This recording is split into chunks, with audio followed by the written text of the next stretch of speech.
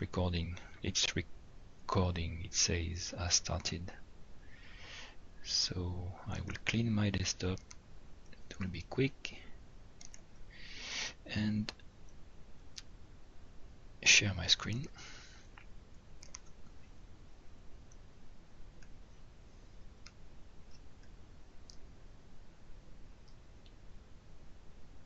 Why is everyone late today? Mike, Matthias, Josh, who's back? Sergio. Hola, Sergio. It's been a long time.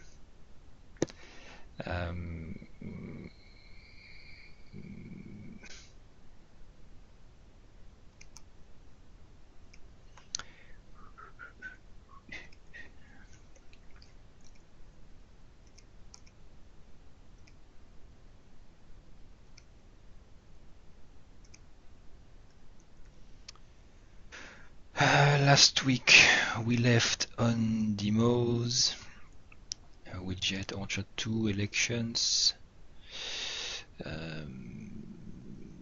Okay, and today, December 1st.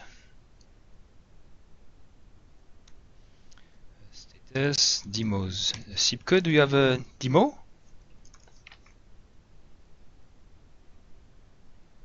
I'd imagine as he left his headset at work, he probably can't demo. Okay, I wanted to see the new admin. Crap. Yeah, me too. So I will do an update on Orchard 2. Who else has some demos? Nick, I don't think so. I would have seen that. Maybe. I know. Let's see, you show a demo next week with the final product. What else? What else? Gallery. Well, I will show it. What the progress, it will be quick, but just to see where we are at, what's missing.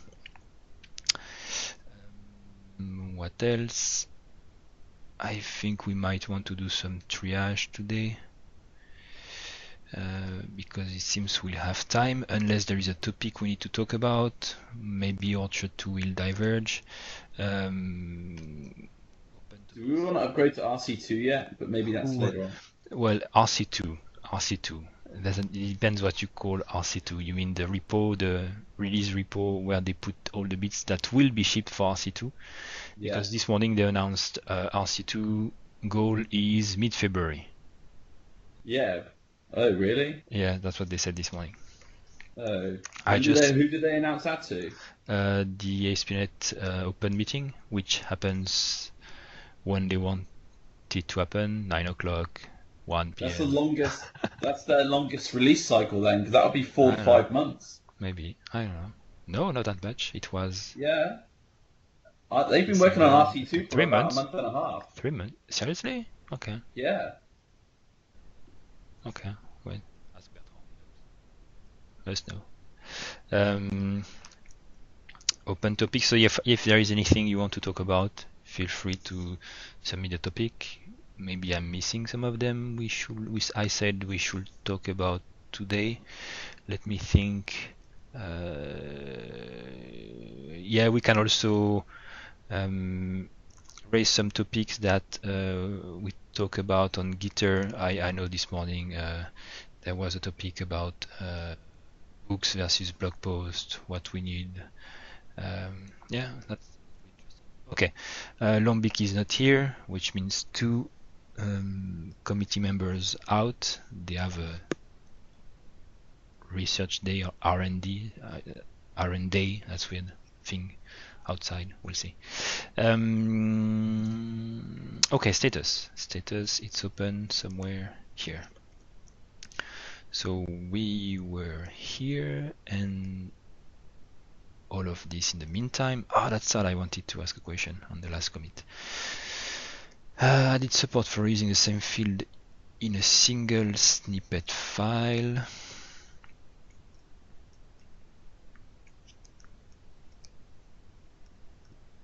Okay,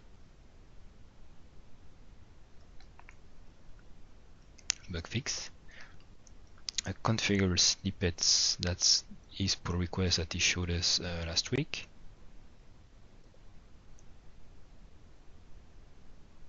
And apparently it contains also the resources module.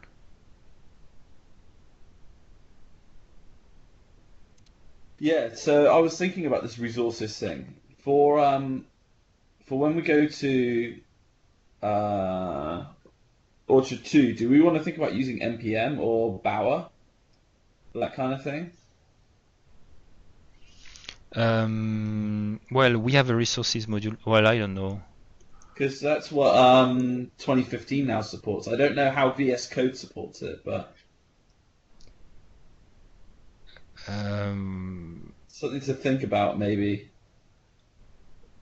But then, how does the resource manifest stuff work? We need to talk with Daniel and Gustavo about it, because they know better than us. But right now we are just using NuGet and not a lib folder. Maybe it will make sense to do the same thing with Bower and not copying all the dependencies like this. Yeah. Yeah, maybe. Okay, well, we can try as long as it works. Mm-hmm. Cleaning Amaretti theme. So what Sipke, what is that? Why Amaretti? We explicitly said we could not use this one. I don't get it. He doesn't have a mic. You need to look in the chat window. Well, you will talk for him because I won't open just. He goes, I said, so Amaretti, is that named after the drink? And he said, I don't know, but I named the branch after the theme. Okay. And then he also said that we figured out that we can, which I think was the answer to your question. Okay, so yes, so the idea is that Sipke has started. So you remember Jasmine and Antoine had worked on some admin theming, and Jasmine had made some progress and was using a specific Bootstrap theme, which is MIT, that so we can use it and distribute it. This is very important. We can't buy a theme for $20 and redistribute it. It's forbidden. So we need a theme which is MIT or compatible license like BSD. So we found one which is called Admin LTE, and Jasmine was working on that, but because he doesn't have time anymore, Sipke is taking the lead now on this, and the past week he's been working on that. You will see lots of commits on this branch, and he's making some progress. This is what he wanted to show us today, but he can't, so it will be next week. And Amaretti is the name of another Bootstrap theme that Daniel and Sipke preferred, which might be nicer. So it will be based on the Admin LT Bootstrap theme that we found, and the CSS might be adapted to be nicer, different colors and flatty things, but it will be customizable. So anyone will be able to provide their own admin CSS customizations, colors, sizes. If I'm missing something, nicer on mobile, that's an opinion because I tried Admin LT, it looked very nice on the mobile. I think you mean mobile. Mobile. You can say mobile. You can say T-Mobile or T-Mobile. That's fine. T-Mobile. Bertrand, am I right? David, whatever, whoever is speaking English here. Nick is not speaking English, speaking British. Always right. You can say T-Mobile or T-Mobile. You can say both. Depends on where you say it. Mobile. You see? You see, Nick? Bertrand, I'm disappointed in you. Okay. So notes about Orchard 2. So long. I'm disappointed in you too. All the time. Oh no! Don't say that. So this commit is about adding a link to Orchard 2. I think they made a typo. They wanted to say brochure, but I will keep it. Blah blah blah. On the home page. Then merge 19x into dev to reflect all the changes that were made from 19x to dev. This one, Paul is not here, but this is a long standing pull request from CodePlex, which has been moved to GitHub. The idea being that on startup, it won't load ShellStateRecords multiple times because of the dependency cycles. Some records will be loaded multiple times, so now there is a new distinct. What I don't understand is the need of the cache in this at this level. Why don't they just use the running the running shell settings manager? It's a different concern, I think. But here is caching the shell state ID for the shell state record. I'm not sure it's necessary. The thing that happened with that, it broke some unit tests because now there is a new dependency in this component, and then the tests need to be updated, but it's not the first one. We have 5 tests which are now broken because of missing dependencies. If someone can take a look at it, but this one I'm not sure why we need that, because I thought that just calling the distinct, which is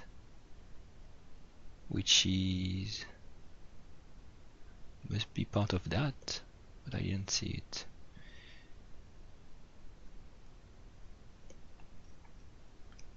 Yes, here will be sufficient. Apparently not, but shell state record ID for the first of our default. I think that's very not necessary. If there is only one shell state item in the shell state record, we don't need to cache its ID. We can just take always first or default. A get by ID won't be faster or insignificant. So fixing the unit test might be to remove this cache call. We don't need that. The main improvement was calling a distinct here. On the features themselves, not the shell state itself. It's unnecessary. And when this thing is loaded, I'm sure we lose the cache, so I'm sure I would not have done this change. Unless someone talks on the chat and says it's good, which I don't see. Then adding dynamic content property. So yeah, my comment was on to make a pull request to talk about it, but now it's done, and it's done on the dev branch, and it's related to what we did in Orchard 2. The idea is that we are adding a new content property on the content item class, which returns itself as a dynamic. So you all know about the trick. If you have a content item C, okay, in your model, in your view, for instance, you can do var dynamic C. Dynamic DC equals C. So you are casting your content item into a dynamic object, and then you can do DC dot the name of the part, for instance, body part dot text. Okay, you can do something like that because it's a dynamic object. Now you can access that. So instead of having to do this thing, now you can just do model.ContentItem, which will be for strongly typed on the content item class, and now you can do .content, which will be the dynamic representation of this thing, dot body dot text. So this is this will be much better to access the parts and fields. You don't have to create a copy of your variable of a dynamic. So that will be much easier. It's a very simple change, not breaking, so I think this is good. That's a new feature. Then this is a merge of the pull request. This is for the admin theme. Simon also is apparently committing on the admin theme, which is interesting. Same thing, fix again, Simon, fixing some styles. I didn't know he would participate. I don't know how he got implicated into this project. Same thing.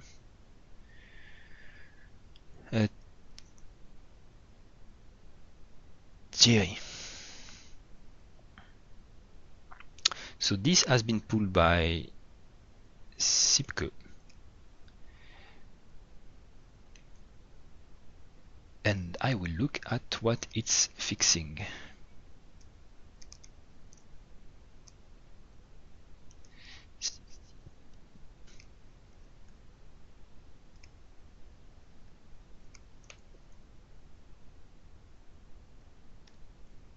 Hey, was that the import-export stuff for the Orchard 2?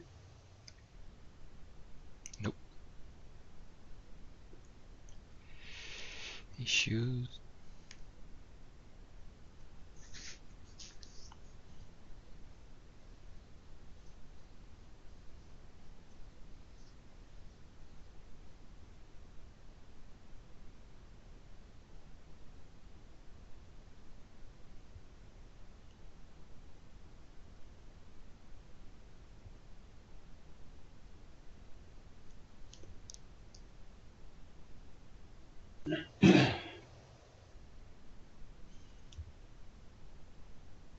Just need to revert.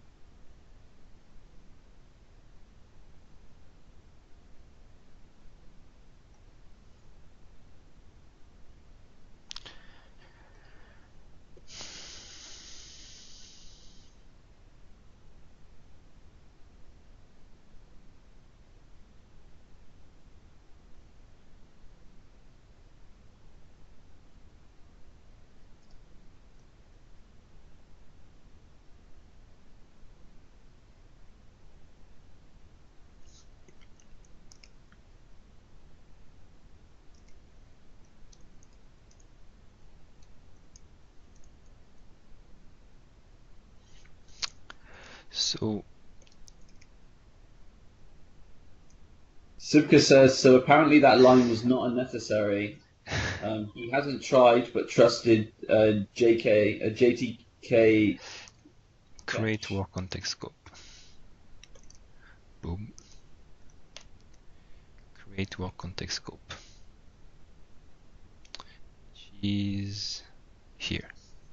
It returns a I work context scope. And I assume it was created. Whenever we get an I work context scope, I think we should dispose it somewhere. So it's dangerous to call this thing just, oh, let's call it because it will solve an issue.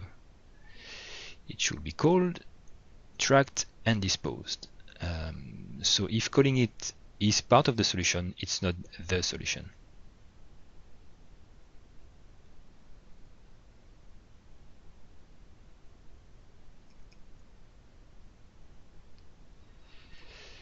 So, well, maybe it's just doing one thing, but you see, if it's actually creating it, I'm afraid it's bad. Because this thing needs then to be disposed. You see, the disposer will dispose the work lifetime, which is the lifetime scope from AutoFac. So if it's not done correctly, stuff will be created and never released, and other issues will happen. So I don't think just reverting a change like this is a solution. It might be a patch, but bad patch. So yeah, we need to look into that.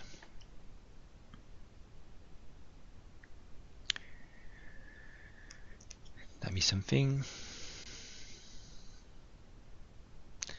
Yeah, not totally unnecessary, but maybe too much or not done correctly.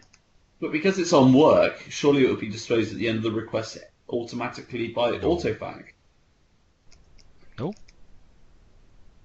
Why not? no, we have seen the issue many times. Look at this code, for instance.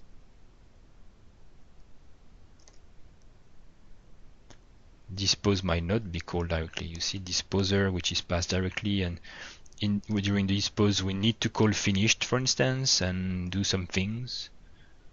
Dispose the lifetime scope. Ask. That's on iDisposable. Yes, and if you never call dispose, this thing might not be called. This thing will never be called if you don't dispose that.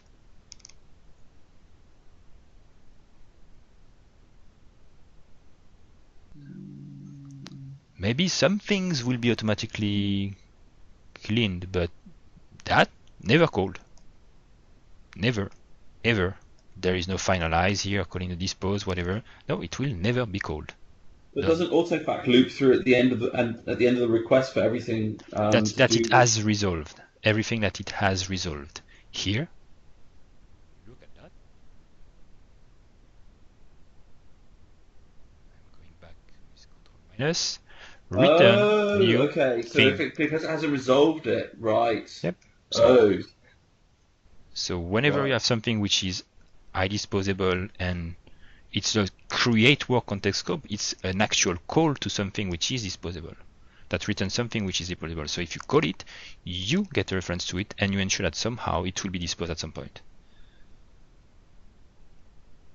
So if this MVC module does something and it returns something, it should be responsible for doing that. So I think that the solution is not to call that, but maybe to call part of what is inside this call. I don't really understand what that piece of code is doing anyway. Why does it need to be an HTTP module? In MVC module? So I assume it works, and that's the limit of the understanding. Oh, it worked. That's why it was called. And that's why I removed it, because it didn't make sense. Why calling it here with no reason? Or there should be a comment to explain why it works and why it's needed.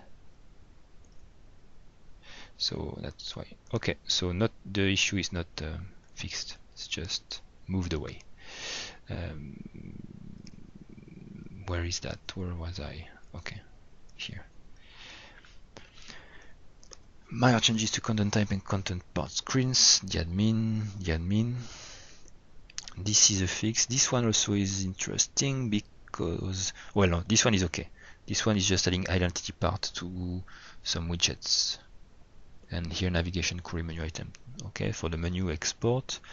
But this one, theme dependencies. Yeah, there's an issue, and I think they're working on that, which is to enable automatically all the dependencies if you enable a theme. So we do that for modules right now, and they're implementing it for themes in a branch. And so there's a change. I'm missing a change here. Let me see. A bug about local navigation here. No, there was a bug about local navigation. I saw this one probably. Yes, this one. This one is interesting. So it was executing some code if the number, if count was more than 0. Here it's items that count greater than 1. I want to see the full file. Display children. I hope we are not, when there is only one, for instance, element in this collection, we are not missing something. Oh, it's Sipke. Oh, it's in the, well, again in the, or maybe that makes sense for this theme, but yeah. but I didn't see it was in the admin theme, so that will be fine. This one though, a new clean solution PowerShell script. The issue with this change is, as usual, whenever we add a new dependency on some tooling, it's a precedent, and then we can't say anymore, well, this stuff, we never use PowerShell, so it's a PowerShell script to clean the solution. I don't know what it's doing, but it's apparently deleting cache, mappings, dependencies. I assume it's deleting everything which is not in Git. And if it's the case, I don't think we need this command. Can we not just do git clean yep. -fxd? Which will be much better because we won't lose anything, we won't forget anything. So yes, so if this is the only reason to have this script, I would rather have a git clean from a command line, so it's done correctly for sure. I'm not saying this one is not correct, but we are sure that it will be correct. And we don't add the dependency on PowerShell. Technical dependency and also brain dependency. We have to understand what this script is doing and fix it if there is an issue with that. So I'm not sure we want that. Fix is 2810. Let's see.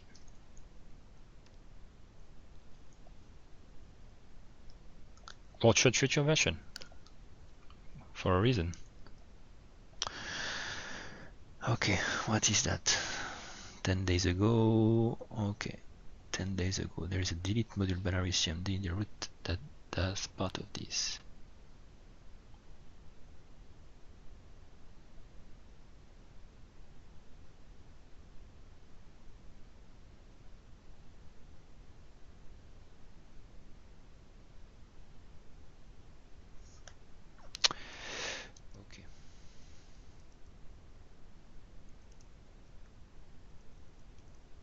You don't want to do git clean -fxd. I don't know the details, but force everything. -fxd. Yeah, perfect. I was just mentioning a git clean. This is better.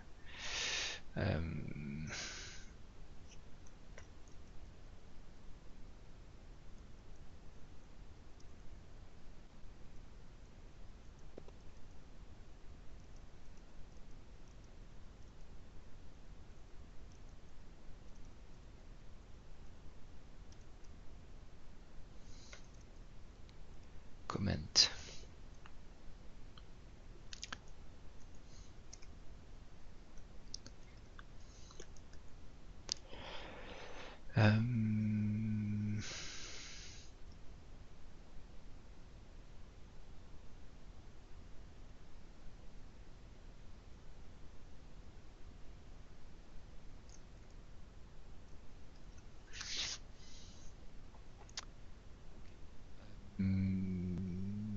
Then, questions on the changes? What did I miss?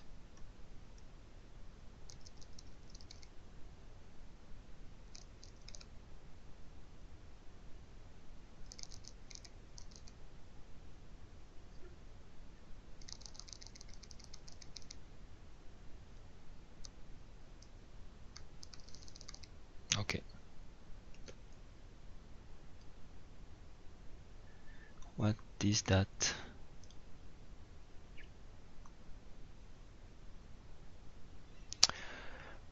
Next. Am I missing something? Right directly demos? No, I think so. Gallery, because it's open first. So on the gallery, I've been working on the gallery to make it production ready. I just need to support the screenshots and to try that it works. Right now I have two things running. So this This one is a standard Orchard website default setup, default recipe, and this one is the gallery instance that is running locally, okay, with all the modules.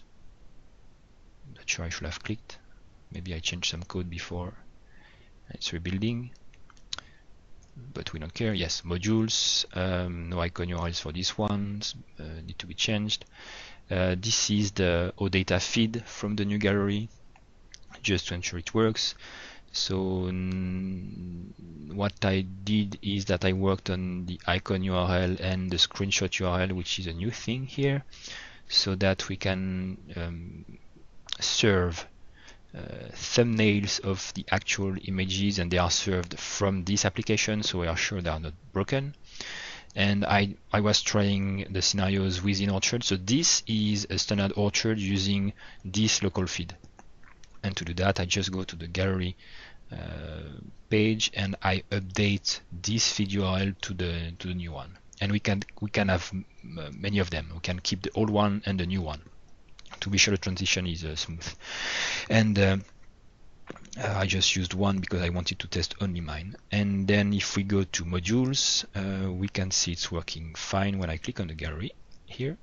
Boom. So it's calling this OData feed, local one, and rendering everything. So we have correctly the URLs for the icons, and you will see that it's from my local machine and it's from a profile, which means it's correctly resized from my gallery, which is good. I can see also that transparency is kept, which is good too. Because we don't support ratings so far, everything is at 5 with 0 votes. I tried to install and to download and it worked well. Paging works well too, so it works. I was also working on the themes gallery. So icons are used whenever there is an icon and no screenshot, but the screenshot is not provided like before. I might still want to do that because it was a different query that was done for each of the items. Right now I have made it available as a property on the main feed, but it will require a change on the on Orchard to take this information instead of doing another query. So I might still want to do the new query, the new screenshot query, and maybe later change Orchard to look into the new API. This way there will be no disruption. So it will be just a new control action to support the screenshots. But it also worked. I could install, like if I click install, it will download the package from my new gallery, you see, and it will work. And now it's available, installed. So that works great. So when I fix this screenshot action, I will start importing the fresh data and deploying it as the new official one. Well, I'm working actively on that. I made a pause on Orchard 2 to be able to finish that. We need to finish it. Question on the gallery?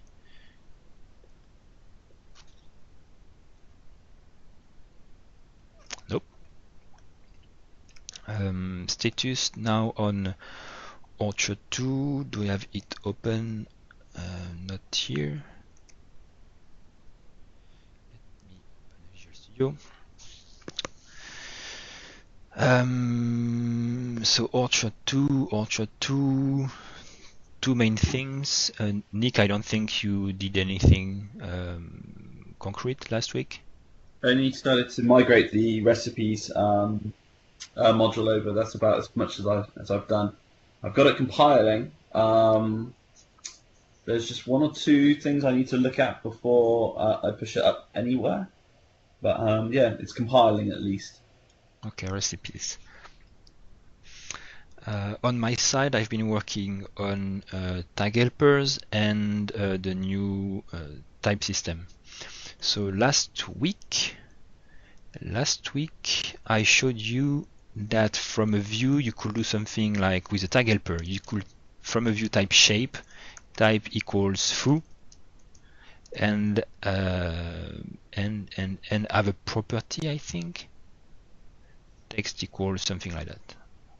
So I showed you this, and this will call a shape TagHelper, which would try to display a shape named foo and bind all the attributes to properties of the shape. But I went further, and now what you can do, I have a view here, and actually it was on the same day, a few hours after that. It was that, and now instead of just saying type baz and text hello, you can just now type baz and text and count. So you have IntelliSense. So you see on this one you didn't have IntelliSense, and you need to use type equals baz.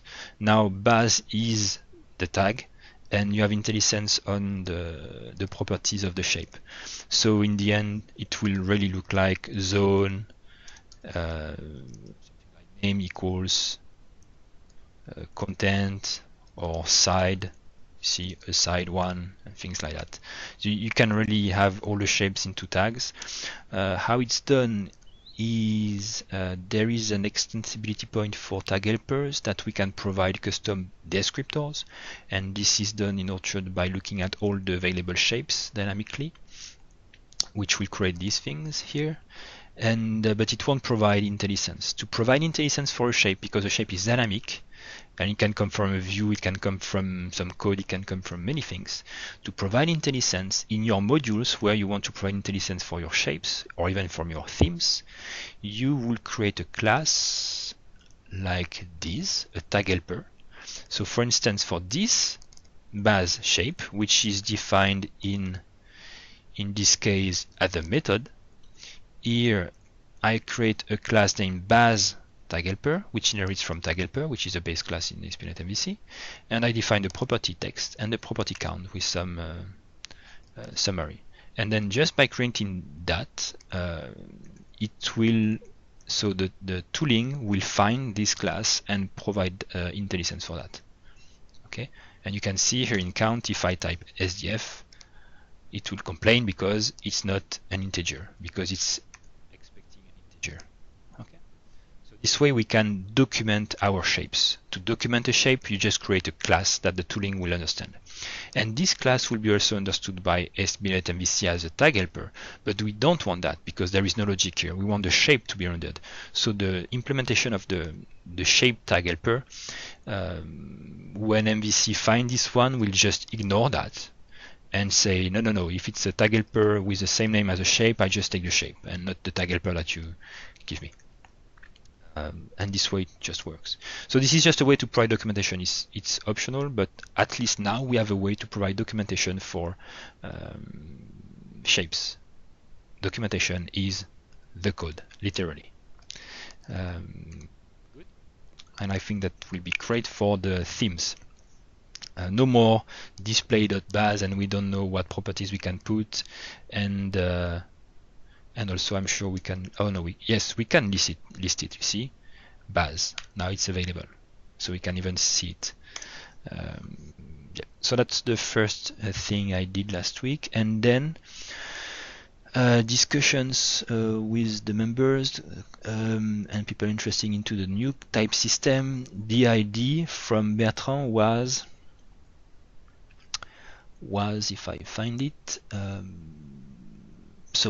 yeah, not bad. The idea is that when we have a content item, Bertrand will correct me if I'm wrong, but when we have a content item, before the discussion, what I was doing, was it the case? I can't. Yes, before you had a property, a parts property, which was a dictionary of string and content part, and the parts itself had a dictionary of string content field. Okay, so it was very constrained by the code what you could have in the content item. So Bertrand suggested that instead of having that, we just have, well, instead of having parts and fields like this as string content field, just you have a JSON document. And actually, let's say the full content item is just a JSON document where the content type will just be what is in the content type property. Okay, let's enforce that we need a content type because like this. But if we have a part, it will be my part, and then all the properties of your part. Okay, and it can have a field also. Right, that's fine. It will have field and a property. And so this is how it's stored, but also how it behaves in the code. And the advantage is that now you can have my part is just a thing which happens to be a content part, but it could be anything. I could add something like I have some data, and Orchard won't care because there is nothing to use that. And at the same time, you could say when you create a driver for instance, the class myPart, the driver infrastructure will just load the myPart class and map the content named myPart from the content item. Okay, and in the end, from your code, you will really have a myPart object with all its values. Okay, because it will, and the term is important, it will project this JSON tree into the myPart class. So it will bind this thing to the myPart class. And then you can use the part class like before, like dot text or whatever you want, equals foo. Okay. So from a dev perspective, it's fine. You can still work with strongly typed parts. But you can also do something like this. Now you can do, I'm a driver. You're a driver on anything, and you will just get a content item. And then in the driver you can say if the content item, and here there is a new property which is content, like the one we just added in the dev branch. If the content dot, for instance, or you could say has my part, you can say do something, return a shape. This way you can do drivers which will work on many things, or on many things, many content items, even if they don't have my part. Or you can also render a driver for many parts. You can do many things. This is how fields are working in Orchard 1. When you create a driver for a field, you don't specify which type of field you are targeting. You test if the field that has been passed to your driver has a type of this string. And this way you can do editors for many fields at the same time. For instance, this is how we do the I will show you, not this one. If we look into the indexing module, this is I think a good example, at least one I know. If I go in the indexing and in the settings, there is editor events, and in the editor events here, when we say type editor, I think this is this one, we call definition template model. Well, we don't check if the field is of a specific type. We return an editor for all the fields here. Okay, so this is a driver where it just looks at metadata to understand if it has to apply this driver or not. With Orchard 1, we could not do it for parts, or we could just do it for fields. Now, with this technique, you can do it for anything. And actually, there is no difference between the storage of a part and a field. It's just content. And I think Bertrand was unmuted himself because he wanted to say something. What? No? I don't want to say anything. Okay, you just unmuted yourself, so I thought you wanted to say something. I didn't, actually. Good. So is it clear what it allows you to do now? Just to manipulate the full graph of data, like you don't have to know it's a part, it's a field, it's just some data. And you can also add not just that, there is no limit to the depth of that object graph. The document can be deep, and for example, imagine how you would store layout information in there. You can have your full layout tree that is serialized in there in a very natural way, Whereas currently, when you look at the persistence of layout, it's pretty horrible because you have serialized data in serialized data and so on. So this is going to simplify a lot of things. There is basically no constraint on the data that you can put into the document, and then your drivers are free to party on that data in any way they want.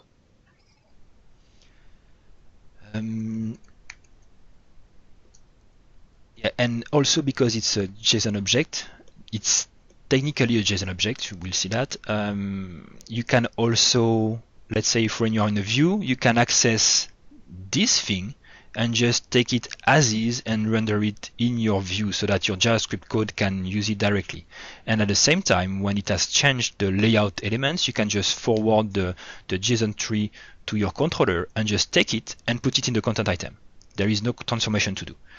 So this is on the server side with views. And you can also do it with client side. So when you're in an action, you can just take this node in the tree and return it from your action, from a web API action, so that your client can use it directly. At the same time, when they send it to you back, you can just plug it to your content item. There is no binding or mapping to do back and forth from your server code and from your client code. So how it's done is that, let's look at the code, how it changed. Not much has changed actually. So if I go to the unit test to show you. Hey, you finally got the unit test running. They always worked. Well, mine work. So the content item test. So this is just to see how you manipulate content item. So content item is still a content item class like before, but you see there is some JSON converter to understand how to serialize it. There is still a content item ID like last week, content type, number, published. They are still there. The new thing is that there is a JObject data, a data property, which is internal. So it's not for you to see, for you to use as a dev. It's just internal implementation of how we store the content item.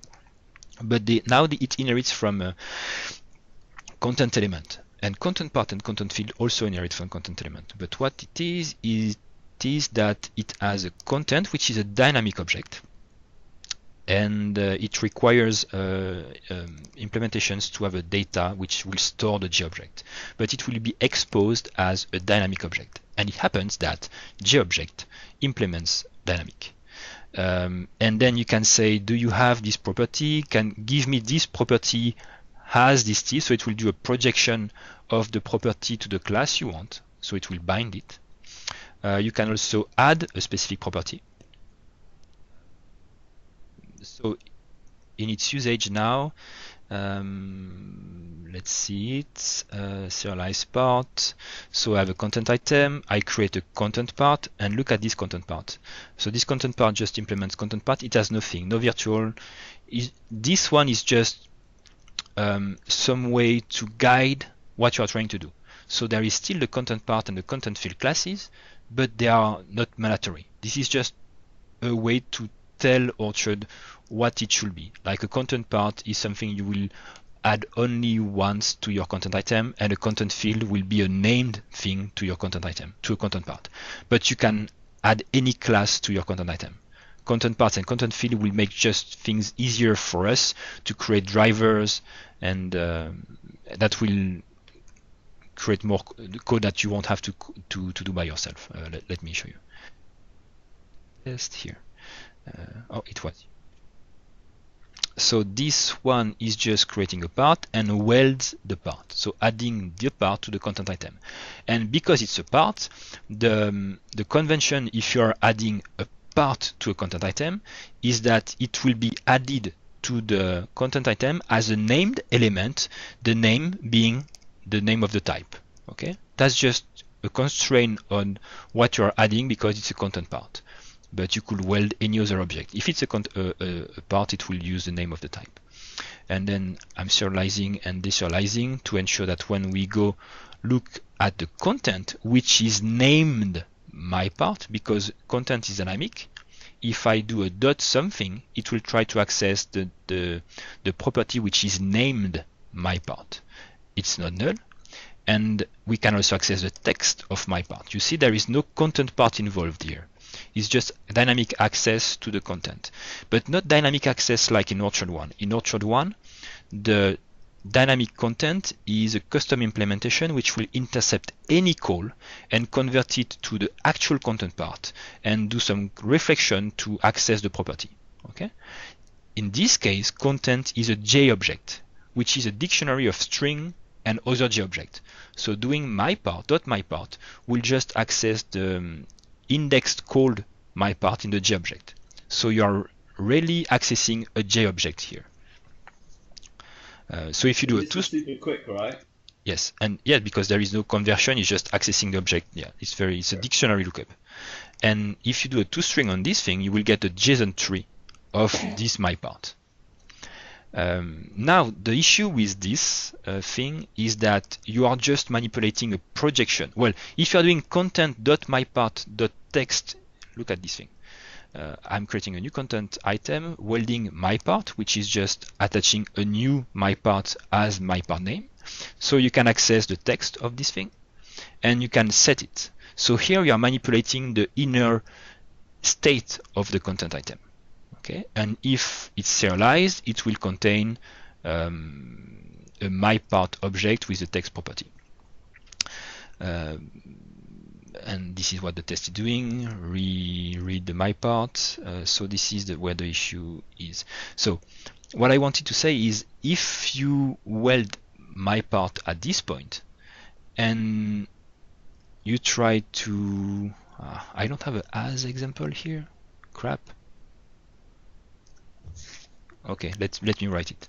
So if you have the content item and you do weld and you save it and you reload it, if here you say content item 2.as, because there is still a as, because you want to see your content item has a myPart, then you can do .text equal foo, but it will have no effect at all on your content item. The issue being that now the as is just taking the tree which is called myPart, binding it to a new object myPart and returning it to you. So you are projecting your content item into a new myPart instance. So when you are doing .text equal foo, you are changing the property of this new instance, which doesn't know anything about your content item. It knows something, but it doesn't change the state of the content item, which is the content thing here. So it's different from Orchard 1. So in Orchard 1, you could do that in a driver. Now you .as.text equal foo. Now you can't.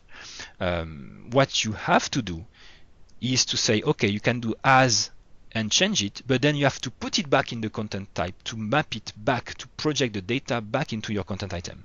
So you will have to do after that, so you will do myPart equals this thing, you will do myPart.text equal foo, and then you will have to do content item dot weld myPart. Okay, and it will put back the data into the content item. So this is not intuitive. So what you need to do now, if you want to change a part, you need to call alter. Alter will also project your content item into an object, but will call your action and then weld it back automatically, weld the changes back automatically into the content item. So now if you just want to project, you call as. If you want to change, you call alter. Okay, that's the difference. And here I'm testing that by changing the myPart, the content after being serialized and deserialized is still there, available, myPart.text. Okay, and this one is testing that should only contain parts. So this is how it is serialized. There is nothing interesting here. Here the alter is also altering a subtree of this tree, and I'm checking that everything is back in the data. And that's about it. What else? Yeah, the serialization. Even though it's called content here, inside the content item, oh well, it's not content item here. Content item. So even though there is a content property, everything at this level is stored at the same level. So there will be an ID property, a content item ID, there will be a myPart, and so on. These ones are just mapped to well-known properties in the JSON tree. Okay, but they are also available in the JSON tree. So if you serialize a content item you do a toString of it, you will have all these properties available as in the JSON tree at the same level as parts and anything you will put inside it. It's blinking. Questions? Yes, it's better for perf. I haven't profiled it, but it has to be better for perf. And you also only materialize the JSON data to a class that you need. So if during a request you don't need most of your JSON document, it won't be materialized to classes. It will still be parsed, but faster because it's just creating the AST from JSON.NET, but it won't be mapped to a class. And also it will be even faster, the parsing, as there is a custom converter that explains exactly what to read and where to bind it to. So it's just saying, yes, here you load a JObject. And if it's this property, then you assign it to the ID and so on. Okay, the well-defined properties are assigned directly, and everything else is just added as a property to the data, which is exposed as the content property in the content item. That's about it. I have maybe some views that show how it works in the demo. Let's see, display here. You see, we can still say we have a content item. We can still say model.as a part.line. I'm just reading the value, not changing it. So for views, it's perfect. Here, there is nothing. There is nothing, and it could be the same as direct at model.content dot my part. Sorry, test content part a dot line. This is exactly the same. You see, that makes sense. Okay, done. Questions?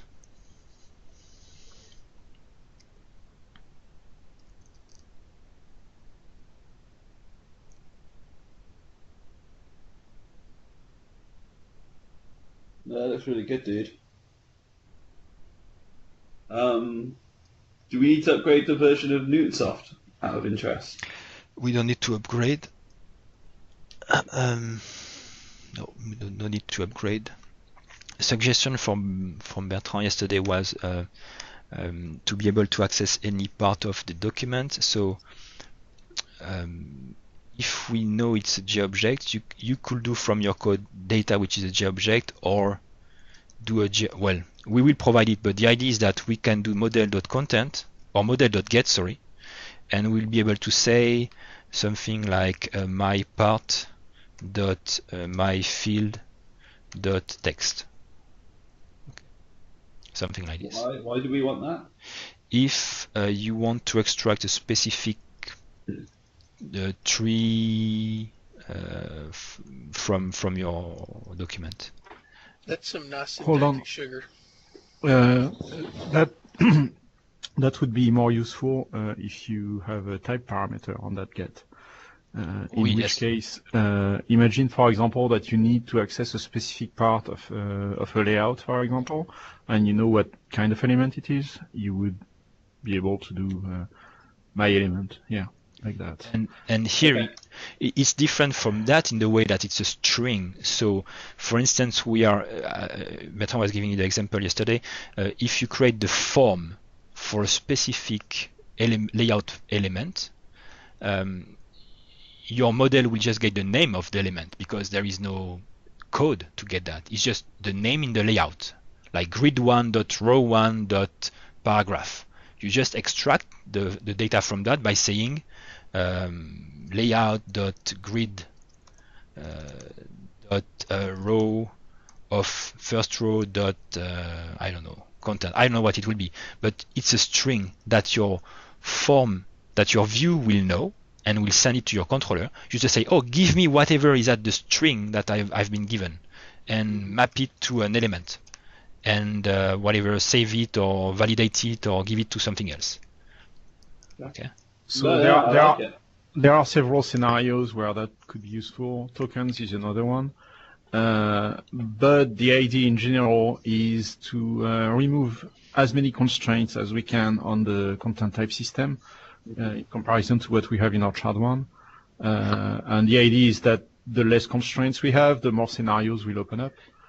Yeah. So it was really constraint based in Orchard 1. You had a content path class which had a content field, and this is what it was done. Yeah. Okay.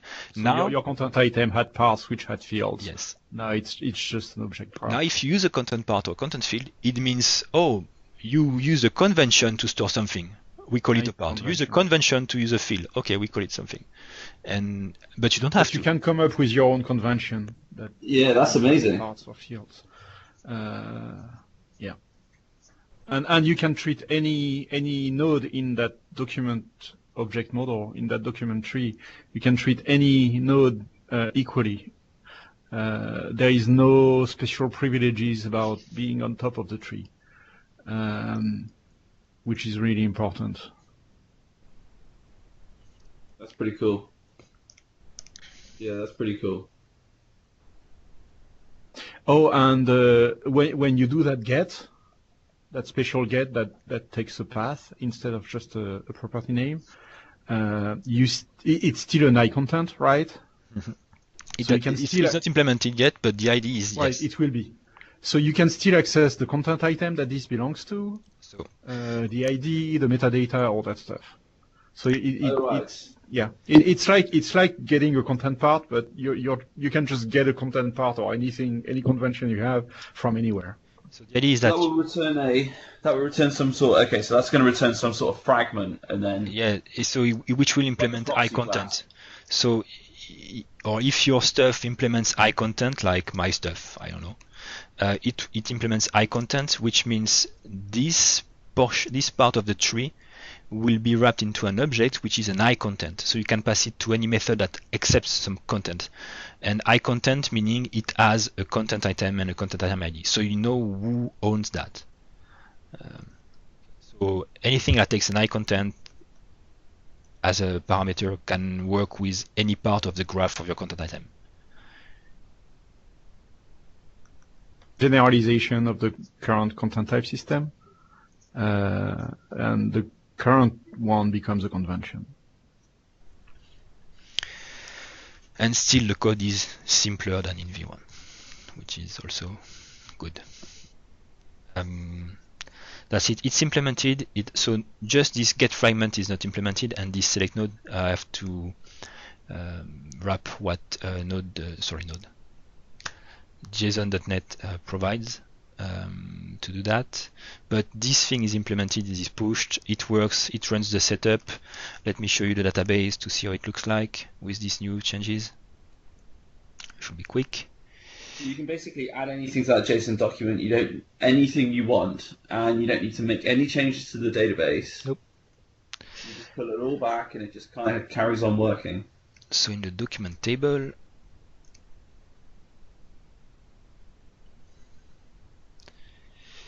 there is a content item. No, not this one. This one has some documents because I played with it, and you see different content items here. And if what is that?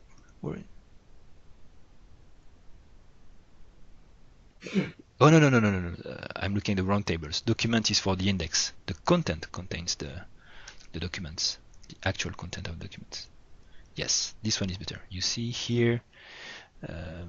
This is exactly what we want to see. ID, content item ID, content type foo, latest, number, published, and test content part, which is at the same level as everything. So you don't know it's a content part. It's just when it's loaded from the content type definition, which says, oh, you have something which is a content part, which is that. Okay, let's load the data and map it to a content part class or to the class that you gave me. But you can access it directly. So this is how it's serialized. So when you load a content item, you have everything. One query, just based on ID, and it can be cached. And it's only materialized if you need the actual content. Good. Questions? Okay, good. Feel free to join us on Gitter, Orchard 1 and Orchard 2. To to express ideas, to talk about it. Next steps for me, the gallery, make it public. And Orchard 2, I'm working also on the theming engine, trying to port the theme engine. I'm trying to simplify it, how it's done, but I don't think I will be able to simplify. Everything which was in Orchard 1 still needs to be in Orchard 2. Yeah, so see you Thursday for the triage. Cheers, guys. Bye.